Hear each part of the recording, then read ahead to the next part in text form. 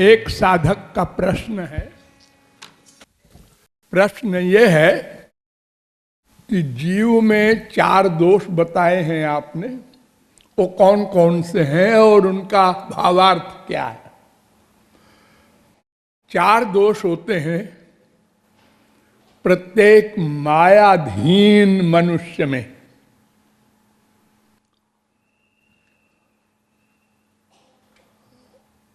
मायाधीन में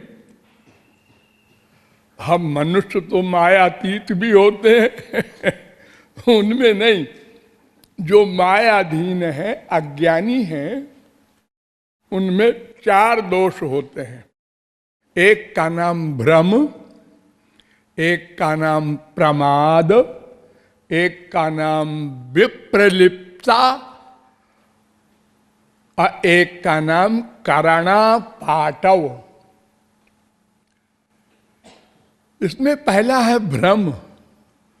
भ्रम किसे कहते हैं? भ्रम कहते हैं किसी वस्तु को न पहचान करके दूसरा रूप बताना। जैसे मैं आत्मा हूं और अज्ञान के कारण अपने को देह मानता हूं, ये भ्रम है। सीप पड़ी है, उसको एक आदमी चांदी कहता है। पीतल की चेन है, उसको एक व्यक्ति सोने की समझता है। अभी एक किसी महिला ने हमको पीतल की चेन पहनाई। मैं जाके जब सब उतारा माला, तो वहां 2-3 लड़कियां थी, सब ने बहस शुरू कर दी। एक है सोने की है, नहीं पीतल की है, नहीं सोने की तो हमने कहा है आजकल ये पीतल और सोने का तमाम जेवर बिक रहा है उल्टा सीधा। तो कहे नहीं हल्की है ये, सोना नहीं है। तो वाकई जब पता लगाया तो लोगों ने तो कहा हाँ पीतल की है। तो इसको भ्रम कहते हैं। एक वस्तु को सही रूप में न पहचान कर गलत रूप में डिसाइड करना, ये भ्रम है।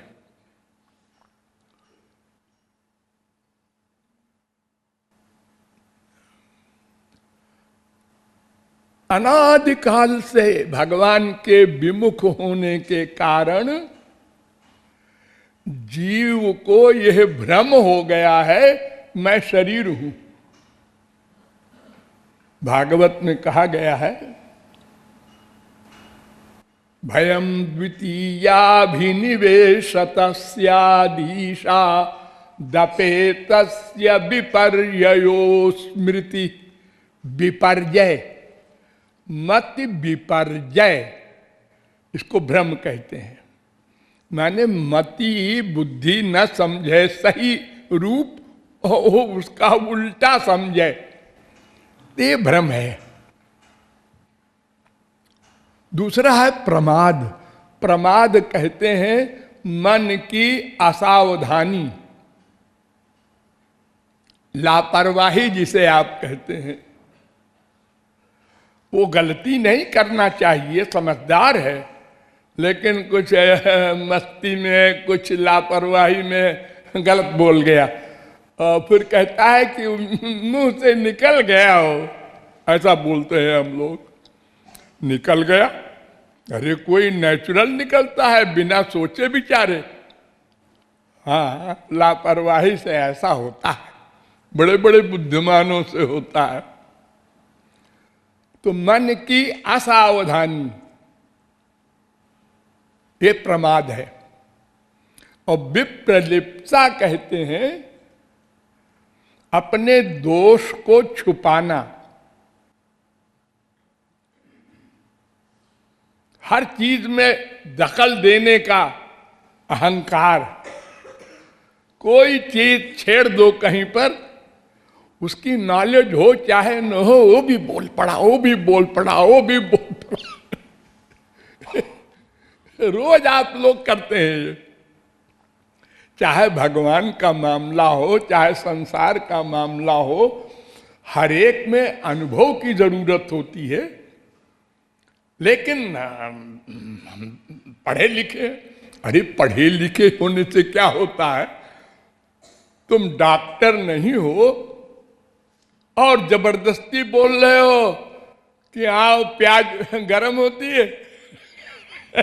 अरे उसको पढ़ के समझा होता। दूसरा बोलता है नहीं ठंडी होती है, तीसरा ये क्या बकबक कर रहे हो सब लोग? अरे तो हम पढ़े लिखे हैं।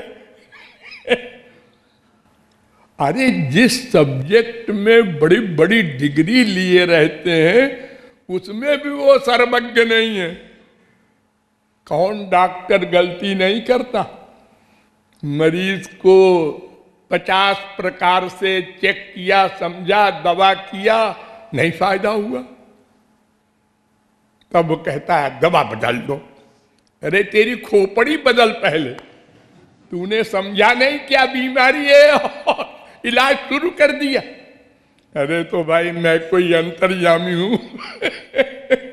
ये लक्षण इस बीमारी में भी होते हैं, इस बीमारी में भी होते हैं। तो मैंने समझा ये बीमारी है। तो ये विप्रलिप्तता जो है वो हम सब लोगों को घेरे हुए है। गुरु भी अगर कह दे तुमने ये गलती की, नहीं महाराज जी, नहीं महाराज जी तुरंत बोला और फिर बात बनाया। इतना अहंकार है हम लोगों को अपनी बुद्धि का कि गुरु के सामने तो पहला वाक्य बोलना चाहिए जी, फिर सोचना चाहिए ये मैंने गलती की है, सही बात है। अगर फिर भी समझ में ना आवे तो नम्रता पूर्वक गुरु से पूछ ले ये कैसे मेरी गलती है।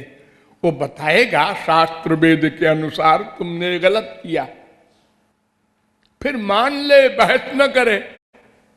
लेकिन हम लोग ऐसा नहीं करते,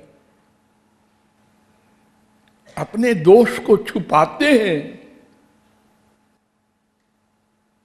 सब 100% लोग, ये सब में बीमारी है।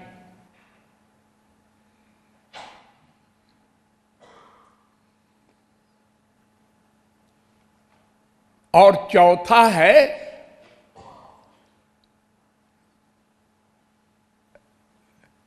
जो अनुभव नहीं है, जिस सब्जेक्ट में अनुभव नहीं है। अगर एक सब्जेक्ट में कोई सर्वज्ञ भी है तो सैकड़ों सब्जेक्ट हैं, दूसरे में नहीं है। वो इंजीनियर नहीं है, इंजीनियर है तो डॉक्टर नहीं है, डॉक्टर है तो वकील नहीं है। अब ऐसा कौन आदमी है जो सब में परिपूर्ण हो? ये 100 वर्ष की उम्र में।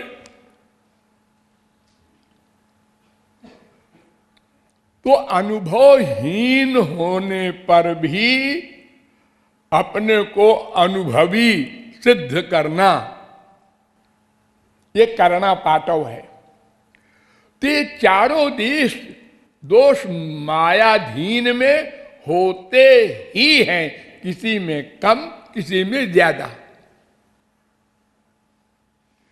किसी की बुराई करेंगे आप, हाँ, इतनी के इतनी करके।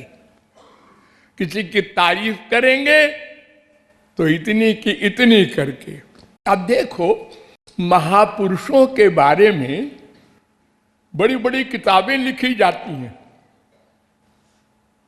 अब किताब लिखने वालों को अनुभव कितनी दूर का है, वो अभी साधक हैं और लिख रहे हैं महाप्रभु जी की ये अवस्था है, वो है, वो है, वो है। अरे तुम कहां जा रहे हो? अपनी हैसियत को देखो।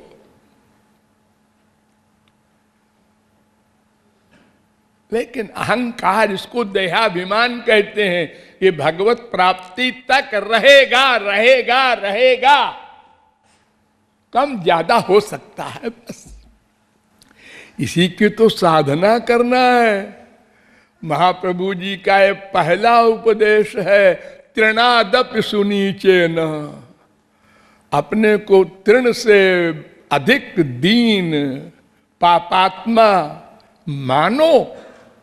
अरे फैक्ट है, अगर एक जन्म में किसी ने एक पाप किया है तो भी अनंत जन्म में अनंत पाप किए बैठा है।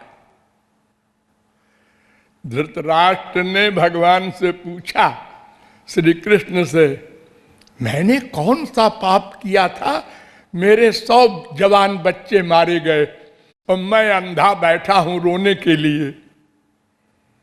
तो उन्होंने कहा, तुम्हें कितने जन्म की याद है? 3-4 जन्म की। तो अनंत -3-4 तुम क्या हिसाब लगा रहे हो? ये तो मैं जानता हूं तुम्हारे अनंत जन्म को। अनंत मर्डर किया है तुमने मनुष्यों का, अनंत अनाचार, दुराचार, भ्रष्टाचार, पापाचार प्रत्येक व्यक्ति कर चुका है। वो सब जमा है, उसको संचित कर्म कहते हैं। वो भगवत प्राप्ति के बाद माफ कर दिया जाता है। अन्यथा तो भगवत प्राप्ति के बाद वो पिछला भोगवाया जाए तो अनंत माइनस अनंत बराबर अनंत, कभी जीव का उद्धार ही नहीं होगा। अहं त्वाम सर्व पापेभ्यो मोक्षयिष्यामि। ये जो भगवान का विरद है, मैं साथ क्षमा कर दूंगा। हमारी गवर्नमेंट में ऐसा नहीं होता। कोई आदमी एक मर्डर भी किए हो और कोर्ट में कहे मुझे क्षमा कर दिया जाए अब की बार, भविष्य में मैं 323 भी नहीं करूंगा। जज कहता है हाँ अच्छे आदमी बनोगे, बहुत हम इसी आशा से तो दंड का विधान किए हैं गवर्नमेंट में, लेकिन ये तो फांसी भोगनी पड़ेगी। अरे तो जब फांसी दे दोगे तो फिर आगे मैं क्या अच्छा बनूंगा? लेकिन हमारे संसारी गवर्नमेंट में ये सब सुनवाई नहीं होती, भगवान के यहां होती है। अनंत मर्डर किए हो सब माफ, अनंत दुराचार किए हो सब माफ, और विशुद्ध कर दिया तुमको भगवान ने। चाहे थोड़ा अंधेरा हो, चाहे कोठरी में कोठरी में कोठरी में कोठरी हो, अगर उसमें 25 पावर का बल्ब लगा दो लाइट होगी।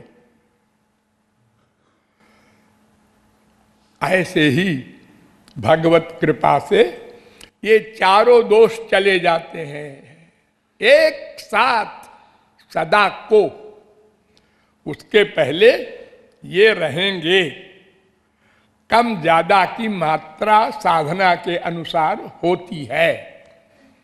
ये बात समझे रहे हम लोग, इसलिए कभी भी अपने को एक जन्म की हिस्ट्री ना सोचें। इस जन्म में मैंने तो किसी आदमी की हत्या नहीं की। अरे अब ये छोटी मोटी हत्या तो की होगी, तमाम जानवर चींटी ऊंटी सब पैर से मरे होंगे, कोई मैं बड़ा पापी नहीं हूं। ये सब न सोचो, शायद एक से है। अनंत जन्मों की जब फाइल आपके सामने रखी जाए तो फिर कोई छोटा बड़ा नहीं है, सब अनंत पाप किए बैठे हैं। लेकिन जो रियलाइज करेगा उसके पाप कम होते जाएंगे।